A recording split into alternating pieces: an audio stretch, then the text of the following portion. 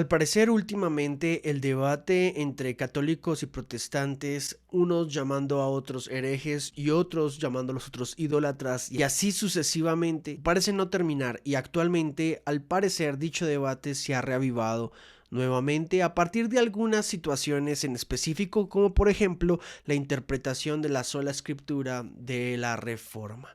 Así que quisiera darles mi opinión y mi pensamiento acerca de esto desde mi humilde posición, ya que ni soy teólogo ni soy filósofo, pero tal vez mi punto de vista te pueda ayudar.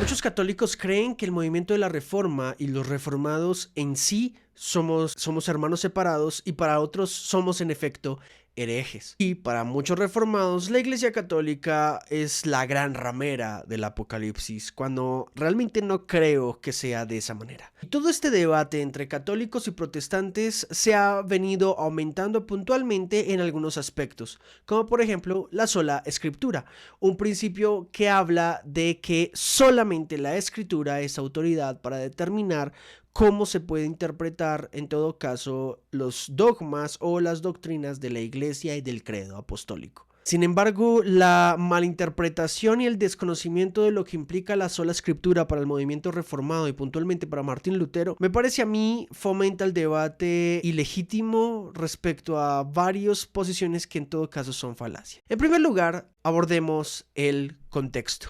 Sin contexto, en efecto, no hay texto. La hegemonía eclesial había condenado las traducciones de la Biblia a las lenguas vernáculas en el Concilio de Toulouse en 1229. Esta decisión del concilio decía lo siguiente: prohibimos también que se permita a los laicos tener los libros del Antiguo y del Nuevo Testamento, a menos que alguien por motivos de devoción quiera tener el Salterio o el Brevario para los oficios divinos o el pequeño oficio de Nuestra Señora, pero prohibimos estrictamente que tengan cualquier traducción de estos libros. Pocos años después, un concilio en Tarragona confirmaría lo que en el concilio de Toulouse se había dicho. Nadie puede poseer los libros del Antiguo y Nuevo Testamento, y si alguien los posee, debe entregaros al obispo local dentro de 8 días, para que sean quemados. Aunque estas fueron decisiones locales que apuntaban a frenar las herejías de los cátaros, esto marcó una tendencia que en el tiempo se volvería parte fundamental de un entramado eclesial, en donde la concentración del poder era obvia. Y cuando hay concentración de poder, en efecto, hay una gran posibilidad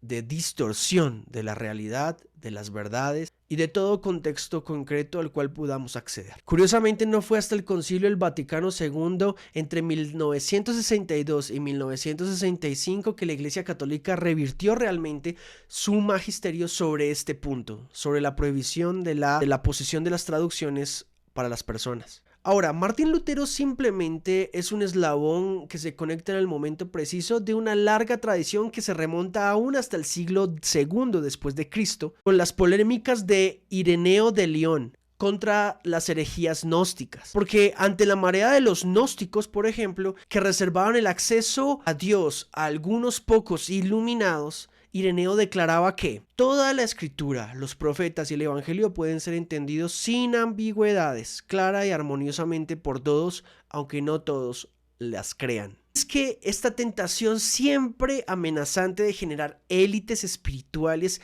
que resguarden el acceso a Dios y alejen la palabra de la comunidad de los santos es algo que hasta el día de hoy se sigue presentando, y en su momento, en el siglo XVI, Martín Lutero había visto como un gran problema el acceso del pueblo a las escrituras. Por lo tanto, el contexto hegemónico de la Iglesia Católica para su momento era no solamente evidente, sino obvio en la forma en que manipulaban dicho conocimiento espiritual y religioso para precisamente estallar lo que sería la Reforma Protestante, basado en muchas de las cuestiones que, por ejemplo, entre ellas derivaba el pago por las indulgencias, cuestión que en efecto hizo que Martín Lutero estallara en enojo respecto a la iglesia. Ahora, tengamos en cuenta que Martín Lutero no quería cambiar o eliminar la Iglesia Católica, quería reformarla. De hecho, para Martín Lutero, la Eucaristía, la transustanciación, es parte fundamental del culto de los santos. Martín Lutero no quería eliminar la Iglesia Católica, quería era reformarla. Sus pros y sus contras, en todo caso, la historia dio un giro completo. Debido a que la Reforma entendía que la palabra de Dios es un regalo para el pueblo de Dios. No es un lujo intelectual, ni un privilegio de casta, ni una condecoración religiosa. Y esto fue esencialmente una de las cosas que más atacó Martín Lutero respecto al clero y al magisterio de la Iglesia Católica. En segundo lugar, vamos a ver el conflicto. Porque sí, en efecto, la sola escritura no creo que sea ni una doctrina, creo que es insostenible actualmente. Pues con el paso del tiempo, el principio de la sola escritura fue distanciándose del marco teológico que le daba sentido, bajo la presión de los siglos de cambios culturales, con la radicalización que acompañó a muchas revueltas y polémicas religiosas y por causas de las incontables subdivisiones al interior del protestantismo. Y con la sola escritura lentamente se fue perpetrando una terrible cirugía. Se separó la doctrina del entramado teológico en el que esa afirmación se ubicaba. Y la sola escritura se convirtió en literalismo, biblicismo o incluso bibliolatría. Y todo esto apunta a que es el deseo de refugiarnos en la inerrancia e infalibilidad de las verdades de la Biblia, leída de una forma estrictamente literal, sin consideraciones por el contexto histórico,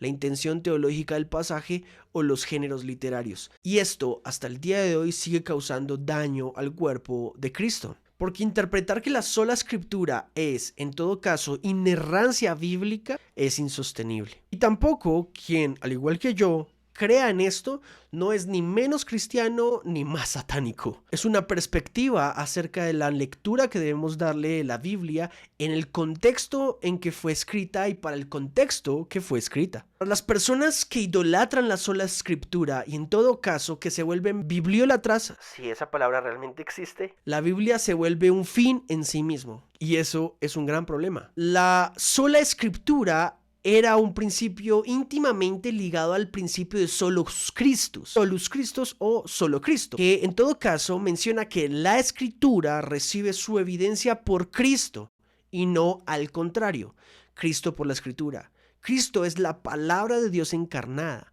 La escritura, por lo tanto, solo será palabra de Dios en la medida en que contenga a Cristo. La sola escritura no apunta necesariamente a que todo sea la palabra de Dios. Lo que Martín Lutero y la Reforma querían mencionar era que toda esa escritura que apuntaba a la encarnación de Cristo y a la vida de Cristo, a la deidad de Cristo y puntualmente a la soteriología o la salvación predicada por Cristo, era la palabra de Dios.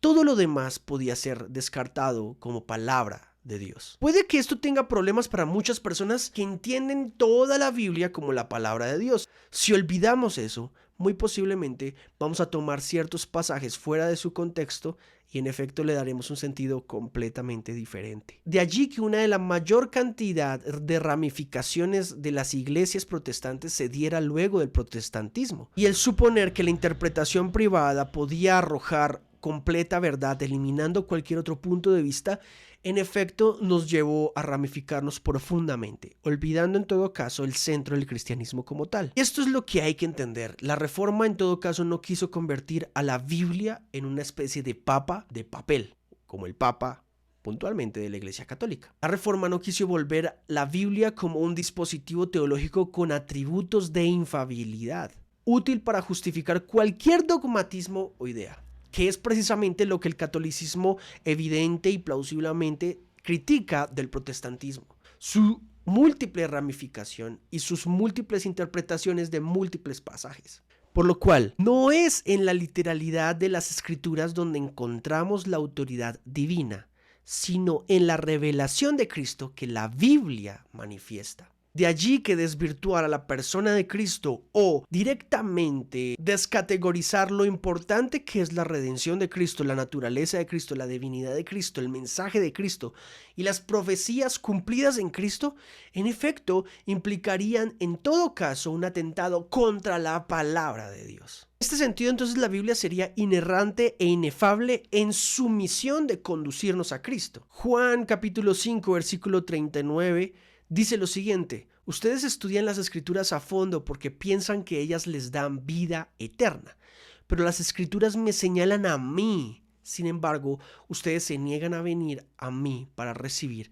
esa vida. El mismo Jesús entiende que las solas escrituras, la sola escritura, por solo ser escritura, no es benéfica, sino apunta a Él. De allí que la tradición sea importante. La tradición oral era necesaria y la tradición previa a la Biblia, que vino siglos después del cristianismo, en efecto es muy, muy importante. De hecho, Jesús mismo, al encontrarse con sus discípulos después de la resurrección, en Lucas 24:45 dice lo siguiente: les abrió la mente para que entendieran las escrituras, al guiarlos por los escritos de Moisés y de todos los profetas, explicándoles lo que las escrituras decían acerca del mismo. Para Jesús era necesario que las escrituras por sí mismas apuntaran a Él. En todo caso, sin el testimonio de la escritura, cualquier imagen que podamos hacernos de Dios, de Cristo, de la verdad o de la vida eterna es un espejismo. Sin el testimonio de la escritura,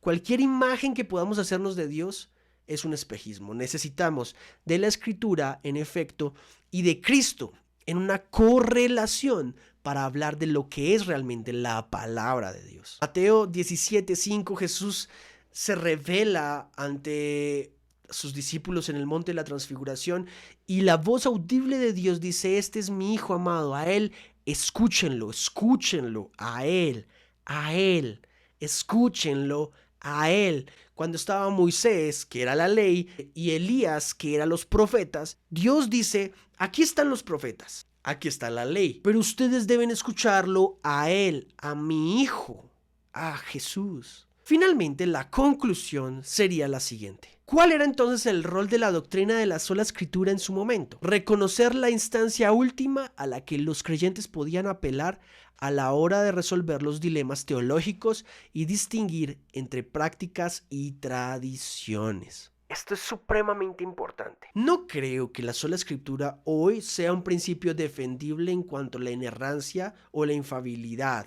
de las escrituras. Sin embargo, la sola escritura fue importante y muy, muy reveladora en el momento en que la centralización del poder eclesial implicaba el control y el dominio de el conocimiento bíblico. En todo caso, el conocimiento es poder. Y si puedes mantener el conocimiento centralizado en una sola persona o en un solo cuerpo, no hay otro cuerpo que pueda, en todo caso, criticar, analizar, buscar o hacer contrapesos. La sola escritura, en todo caso, son las dos caras de la misma moneda. La denuncia de aquellos que quieren arrogarse el derecho de controlar la voz de Dios, por supuesto, pero también la necesidad de escuchar atentamente la sabiduría que, desde sus múltiples posiciones, ilumina el centro de toda la escritura. Finalmente, cuando los protestantes abogamos por la sola escritura, en todo caso, implicaría que es una denuncia a la privatización del conocimiento de Dios y, en segundo lugar, debería ser un llamado